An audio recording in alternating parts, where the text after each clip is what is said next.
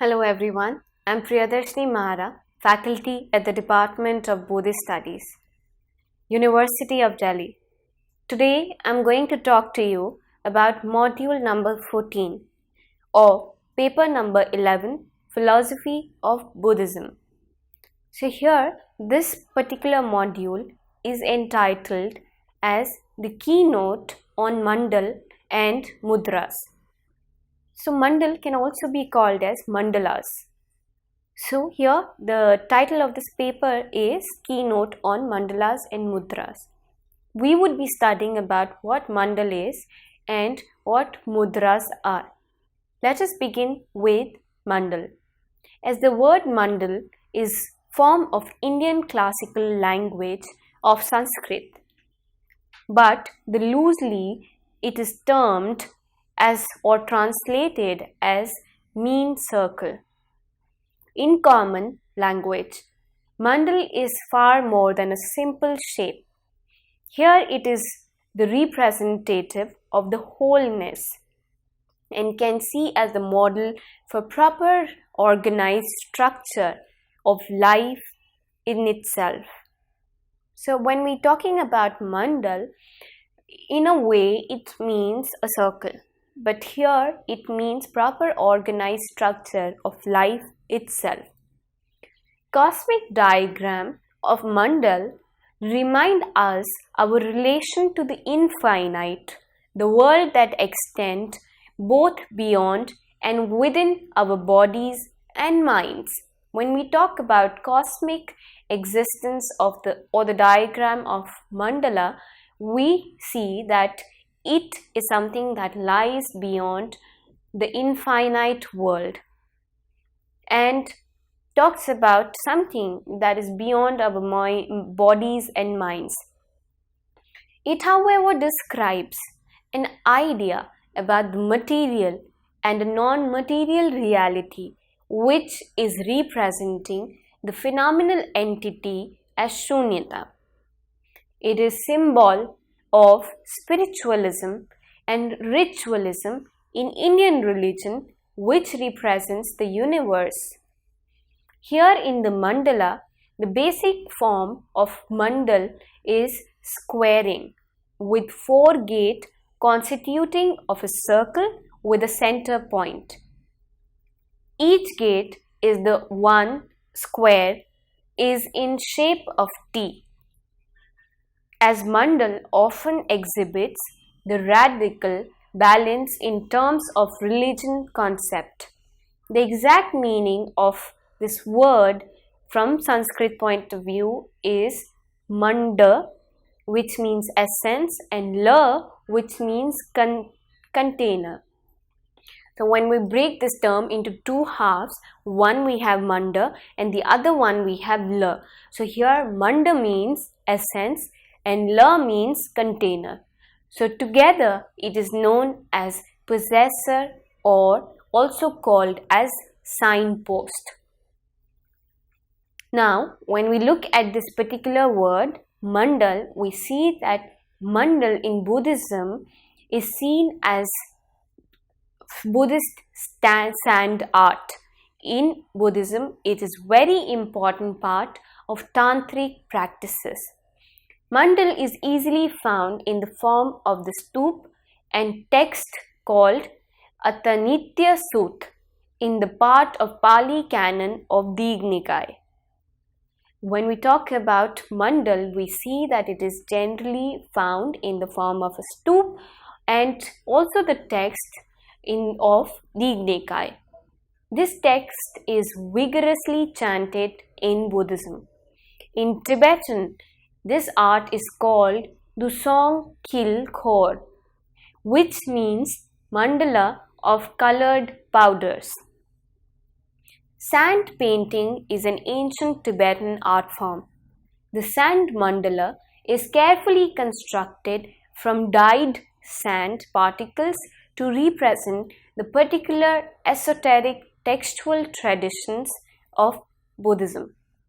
It is a transient art form thought to have originated in India and been transferred in the Middle Ages to Tibet.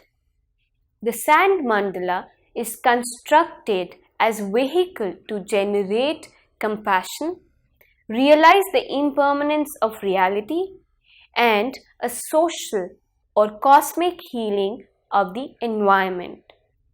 So when we look at this particular term mandal and the sand mandala, it is constructed as a vehicle to generate compassion. So it becomes a vehicle which generates compassion. Then it is the one that realizes the impermanence of reality, the so-called reality. So when we talk about the reality of the Samriti Satya, we are here pointing out to the mere form of illusion. And this is realized by the help of sand mandal, and also the social as well as the cosmic healing of the environment. So there's some sort of an aura that comes into existence when we draw the sand mandal, and it tries to make us more compassionate. It tries to bring in compassion. It tries to make us realize the impermanence of the so-called reality, and also heals our environment in every possible way. In Tibetan Buddhism, we see that this term mandala is an imaginary place or a palace that is contemplated during meditation. Each object in the palace has a significance, representing some aspect of wisdom or reminding the meditator of some guiding principle. So when we look at this term mandala in Tibetan Buddhism, we see that there is a certain amount of focus that is required and an imagination describing a palace.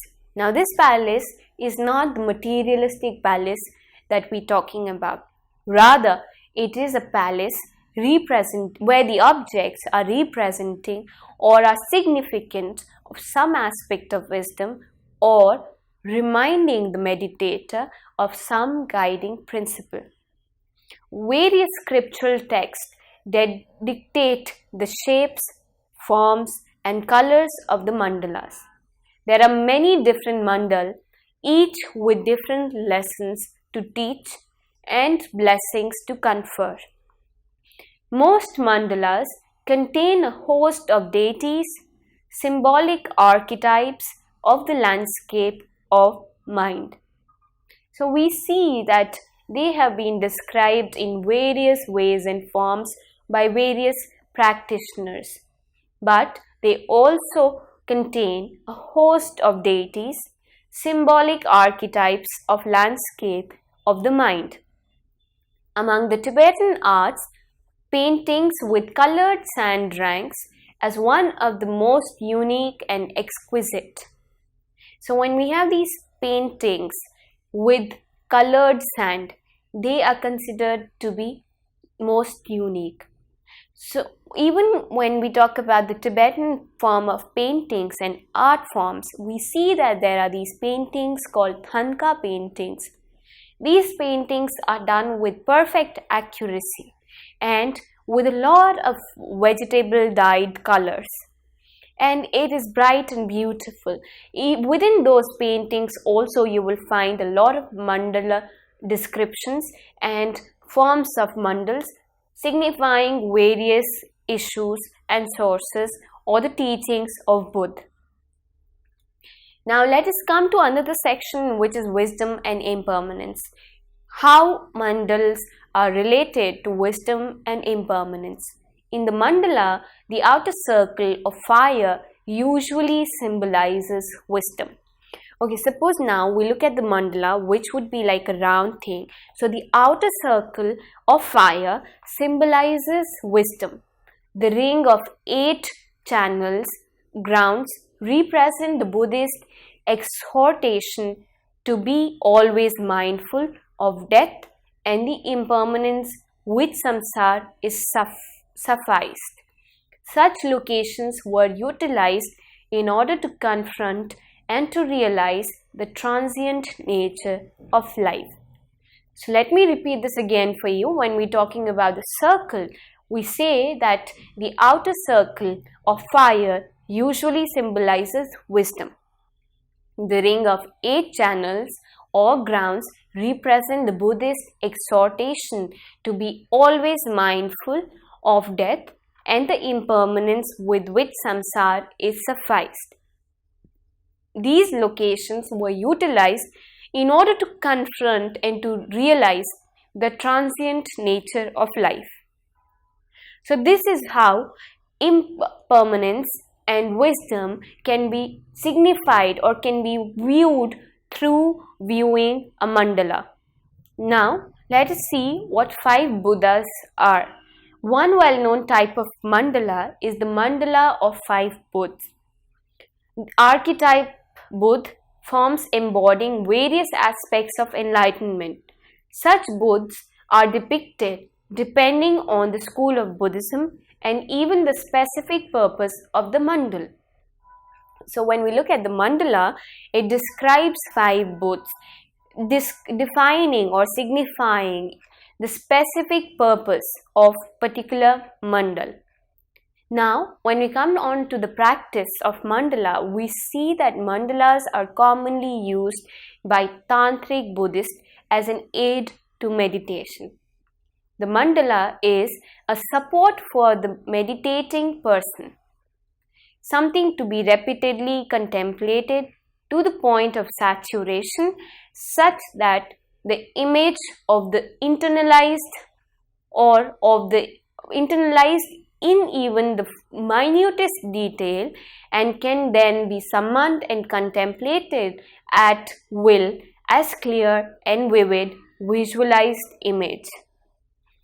So when we look at the practice of mandala or practice of developing a mandala, we see that a support for it is more of a support for the meditating person, something to be repeatedly contemplated to point of saturation, such that the image of mandal becomes fully internalized in even the minutest detail and can then be summoned and contemplated at will as clear and vivid visualized image. With every mandala comes what Tucci calls its associated liturgy contained in texts known as tantras, instructing practitioners on how the mandalas should be drawn, built and visualized, and indicating the mantras to be recited during its ritual use. So we see that when we talk about tantra and mantra, we see that mandalas play an important role while tantric practices or while practicing any form of meditation. When we draw a mandal, we have to draw it in certain way that it has significance of its own and of what the context requires. Just randomly building up a mandal does not suffice to what the need for the time is. Therefore, a constant check has to be placed in order to draw a mandal or in order to perform the practice of meditation based on the mandal. By visualizing pure lands, one learns to understand experience itself as pure and as the abode of enlightenment. When you have started to visualize about a pure land, then your experience becomes pure and abode of enlightenment. The protection that we need in this view is from our own minds as much as from external sources of confusion. The protection that we're talking about here is the protection from external sources of confusion, from our own minds. When we have our own minds, there's so many times when these confusing states arise, and not just from our own mind but even from the outside world. So this protection is needed, and in many tantric mandalas, this aspect of separation and protection from the outer samsaric world is depicted by the 4 outer circles. First is the purifying fire of wisdom, the Vajra circle, the circle with 8 tombs, the lotus circle. So now just try to understand in a simple way. When we talk about protection from our minds and from outer confusions, we see that when we draw these circles of the mandalas, then the outermost circle is that of fire or wisdom. Then comes the inner circle, which is the Vajra circle, which consists of the Vajra or the weapon. Then comes the inner circle, which is the circle of 8 tombs, and in the inside we have the lotus circle. Now when we look at these 4 circles, the first one talks about the fire of wisdom.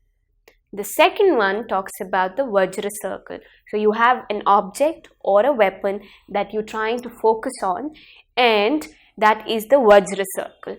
Now when we talk about the third circle, that is the circle with 8 tombs. So now why are we focusing on the circle with 8 tombs? That is because, as we've talked earlier, when we try to focus on the 8 tombs, our mind is protected from the mind itself as well as from outer confusion. And inside you have the lotus circle, and that lotus circle signifies the purification of the mind and the pure form of mind that is presented in the end.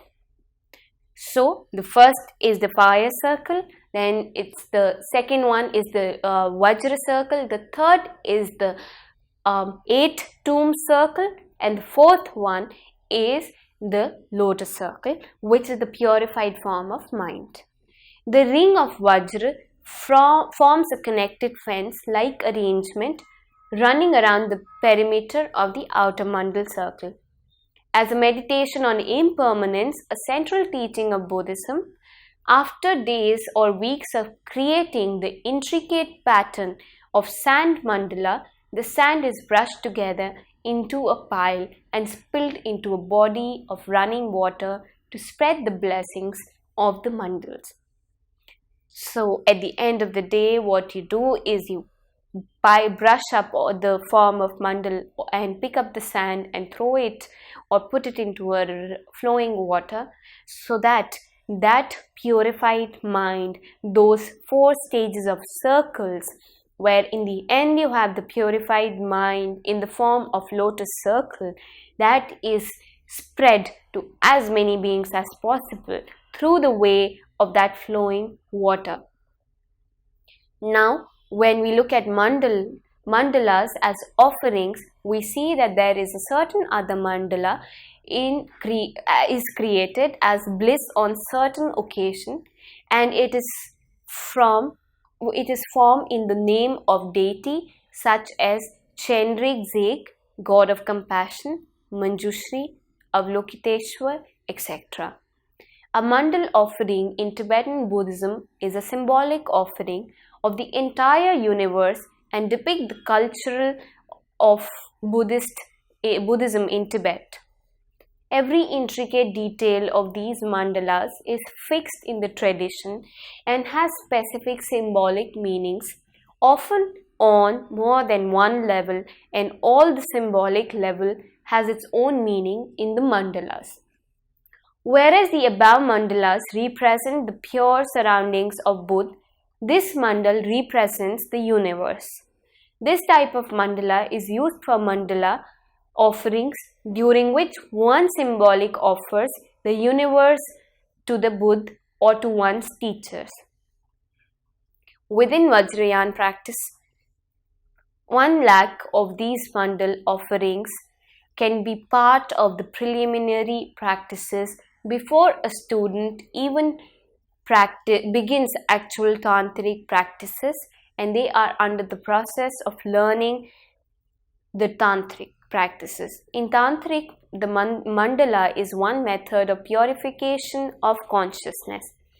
This mandala is generally structured according to the model of the universe as taught in the Buddhist classic text, the Abhidharma Kosh, with Mount Meru at the center, surrounded by the constituents, oceans, mountains, etc. Every tantric practice or system has its own mandal, and thus each one symbolizes an existential and spiritual approach. So when we look at these tantric practices, then we have various forms of mandalas signifying their own existential and spiritual approaches. So this is all about mandal. We've seen mandalas in general terms in Buddhism, in Tibetan Buddhism, and then various other forms of mandalas that can be drawn or performed in order to benefit the beings. Now, the second keynote that we're talking about is mudras. As the word itself defines, that mudras mean that the spirit seal or gesture and position of hand. This is seen in every form of religion, as well as when you look at these Indian classical forms of dances along with the Western forms. Every form has some or the other mudra, which is the gesture. Some mudras involve entire body and most of largely performed by hands and fingers. All the mudras have its own meaning. Mudras are considered as spiritual gesture which is employed in the iconographic and spiritual practices in Indian religion. It is said to believe that in Tantric Buddhism, 108 mudras were used in the Tantric practices. So we have around 108 mudras in the practice of Tantrism. Different types of mudras in Buddhism. When we talk about different or various types of mudras in Tantric Buddhism or in Buddhism, we see that Tibetan Buddhist deities are often represented with hands and fingers in ritual poses, symbolic of their attributes.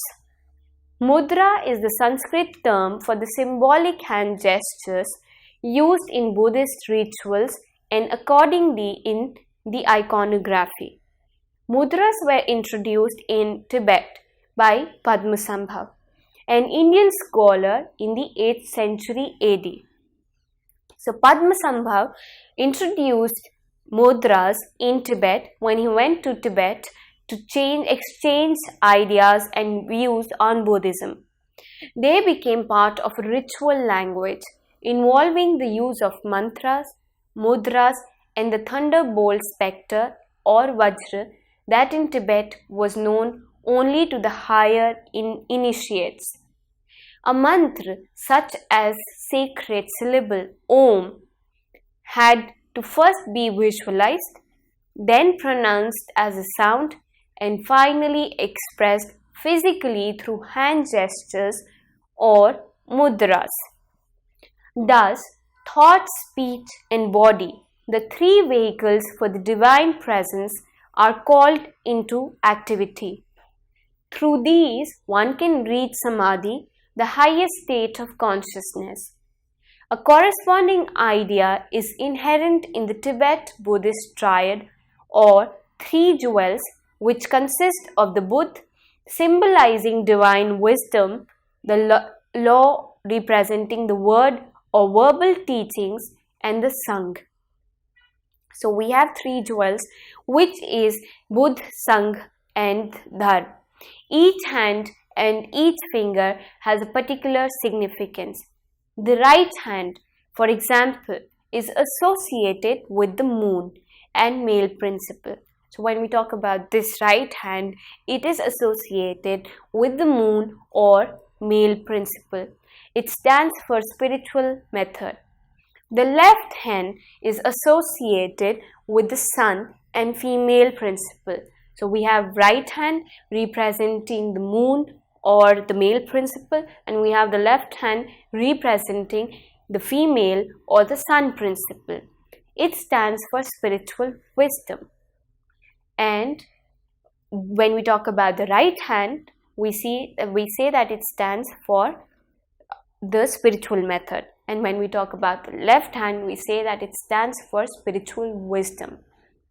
Examples of the various mudras can be seen on many statues in museums of Tibetan art collection and in museums catalog and in various other statues of Buddha around the world.